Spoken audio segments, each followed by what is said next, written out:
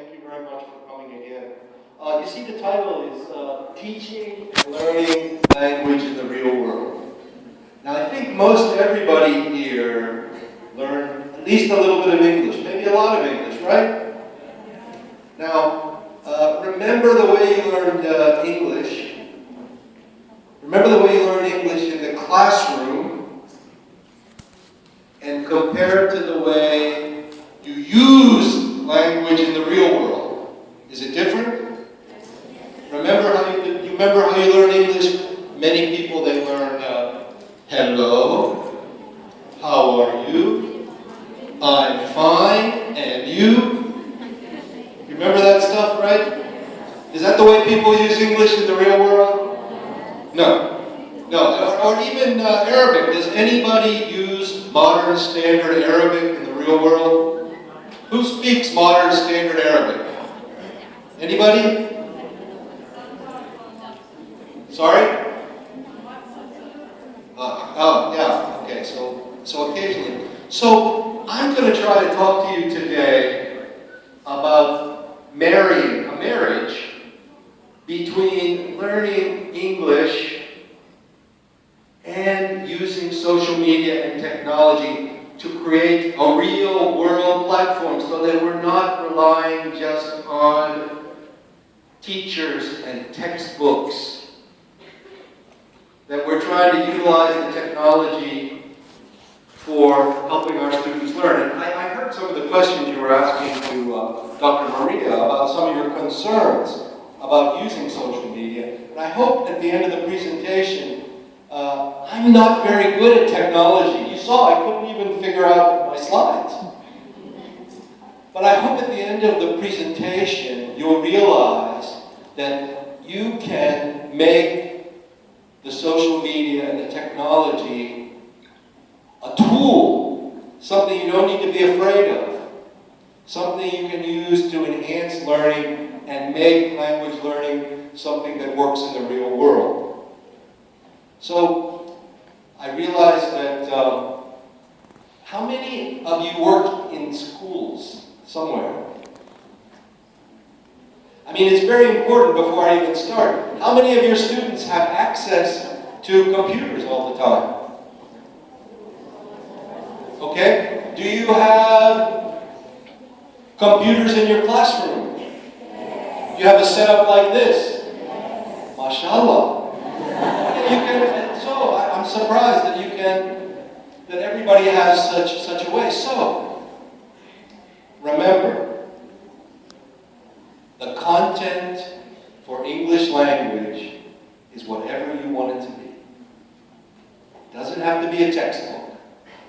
So we start with that agreement that using English language doesn't have to be a textbook.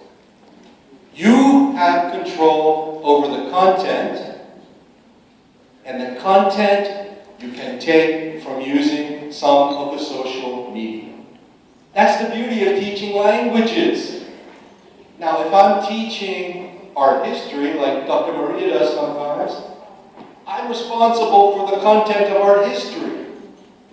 So I have to maybe rely on textbooks. If I'm teaching mathematics, I have to rely more on textbooks.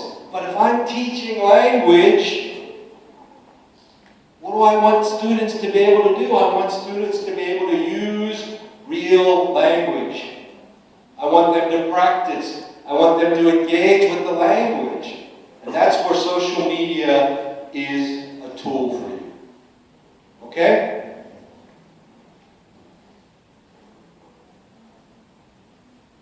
Now I want to start, bear with me. I want to start with a little theory. Everybody hates theory. But I have to start talking a little bit about, first, how do we acquire our first language? How did you acquire your first language? How many different languages are there here? I bet there's a lot of different languages here. But it doesn't matter. How did you acquire your first language?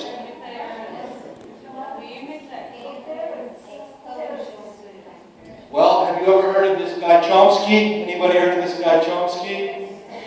What did he say? He said everybody has inside of them this language acquisition device. From from the time we're infants, right? We can imitate our parents. Somebody said we can imitate our parents.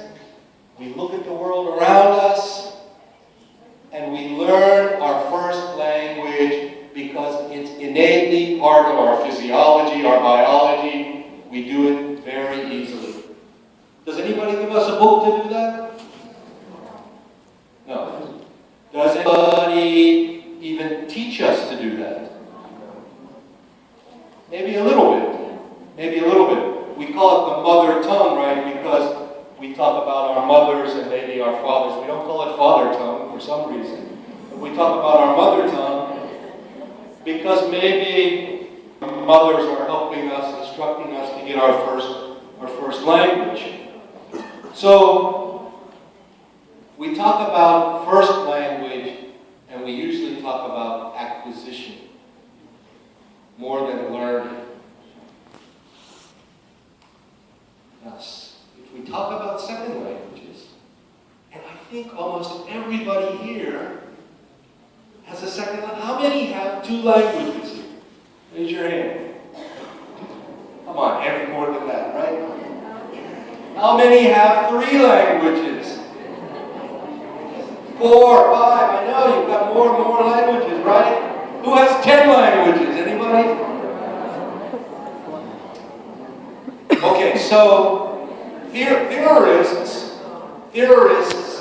in linguistics, they typically talk about acquiring your first language and then learning and acquiring your second language. Kind of a little of both. We don't really have to actively learn our first language because we acquire it naturally. We have a language acquisition device. We take it in. But our second language, we have to learn it. And there are a lot of different theories for how we acquire our second language. But anybody know what the critical period hypothesis is? You ever heard of that? Yeah? You know what it is? You want to say it real loud? Very loudly. You can say it if you want. Stand up. Stand up. Go ahead. Yeah. It's probably a time frame between age 2. Actually, there are different cutoff periods for different aspects of language learning. For phonology, there's a different cutoff period. For syntax, etc., etc. During which time the brain is flexible. That part of the brain which is responsible for language learning is flexible, and a child is capable of learning languages best, probably before age 9. Well, and after that part of the brain becomes progressively rigid, so it becomes difficult if the child is introduced to a second language after the end of the critical period. Okay, beautiful. You get an A. Very good. Almost.